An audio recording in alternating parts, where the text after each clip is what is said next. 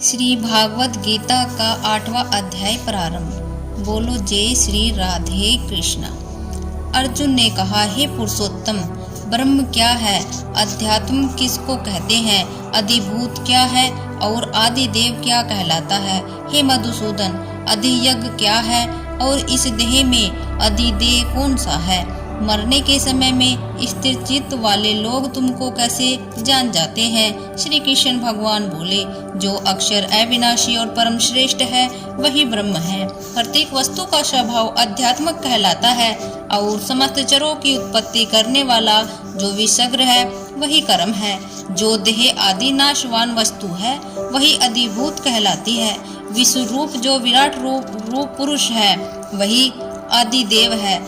और हे पुरुषों में श्रेष्ठ, इस देह में मैं ही अधियज्ञ हूँ। अनंत काल में जो मेरा ध्यान करता हुआ शरीर त्याग करता है वह निसंदेह मेरे शरीर को पाता है। हे कुंती पुत्र, अंत समय में मनुष्य जिस वस्तु का स्मरण करता हुआ शरीर त्यागता है वह उसी को पाता है। इस कारण तुम सदैव मुझे ही में मन को लगाकर मेरा ही स्मरण करते हुए संग्राम करो। तुम निसंदेह मुझको आ मिलोगे। हे पार्थ, अभ्यास रूप योग से युक्त हो। दूसरी ओर न जानने वाले मन से सदा चिंतन करता हुआ पुरुष परम और दिव्य पद को ही प्राप्त होता है। अतएव जो अंत में मन को एकाग्र कर भक्ति पूर्वक योग अभ्यास के बल से दोनों भुवों के मध्य भाग में प्राण को चढ़ाकर सर्वज्ञानादि संपूर्ण जगत के नियंता, सूक्ष्म से भी सूक्ष्मतर, सबके पोषक, अचिंत्य स्वरूप सूर्य के समान प्रकाशवान, तमोगुण से रहित परम पुरुष का ध्यान करता है वह उसको मिलता है।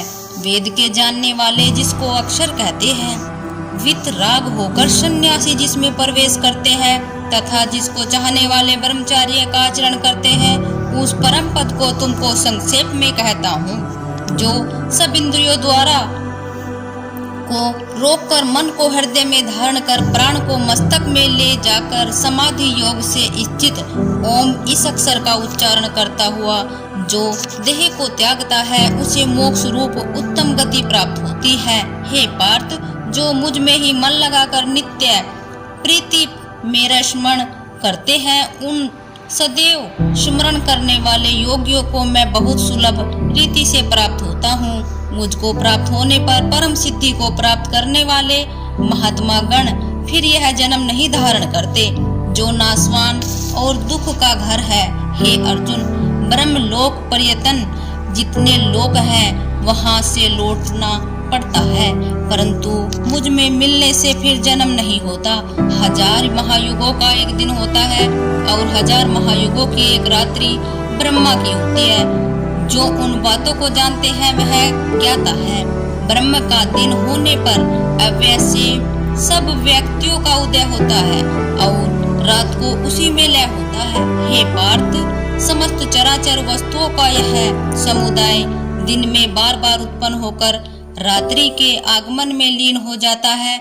इस अव्यक्त से परे दूसरा सनातन अव्यक्त है जो इन सब के नष्ट होने पर भी कभी नष्ट नहीं होता। उस अव्यक्त को ही अक्षर कहते हैं। वही परम गति है जिसको प्राप्त करके फिर संसार में नहीं जन्मते। वही परम गति है जिसको प्राप्त करके फिर संसार में नहीं जन्मते। वही मेरा परम धाम है। हे पार्थ, जिसके अंतर्गत सब प्राणी हैं और जिसने उस समस्त जगत का विस्तार कर रखा है वह श्रेष्ठ पुरुष अन्य भक्ति से ही मिलता है। हे भारत श्रेष्ठ, जिस काल में योगी जन देह छोड़कर फिर नहीं लौटते हैं और जिस काल में अग्नि प्रकाश और दिन शुक्ल पक्ष हो, ऐसे उत्तरायण के 6 महीने में मृत्यु को प्राप्त होते हैं।